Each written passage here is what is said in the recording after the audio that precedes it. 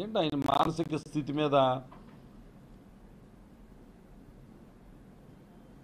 మనకు పూర్తిగా అర్థమవుతుంది. అది తప్పనిసరిగా ఆయన శ్రేయోభిలాషులు, ఆయన మంచి కోరుకునేవాళ్ళు ఎవరున్నా సరే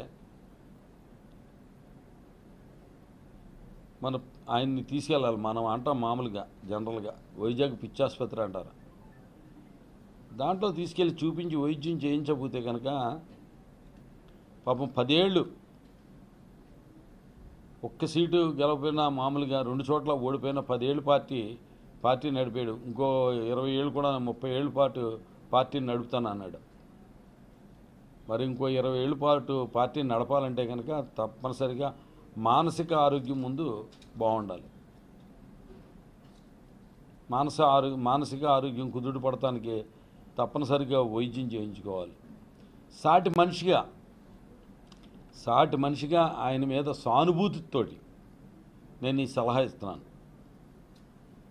నిజంగా నేనేదో గూండానే రౌడీనే అయితే కనుక ఇటువంటి సలహా ఇవ్వను. జగన్మోహన్ రెడ్డి గారి దగ్గర ఆయన గూండా అయితే, బ్లేడ్ బ్యాచ్ ఉంటే, కడప బాంబులు ఉంటే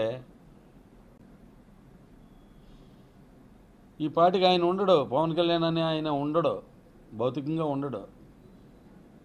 నువ్వు ఎవరి దగ్గర ఉన్నావంటే వంగవీటి మోహన్ రంగా గారిని ఆమరణ నిరాదీక్ష చేస్తుండగా అంతమొందించిన చంద్రబాబు నాయుడు లాంటి ప్రమాదకరమైన గూండా దగ్గర,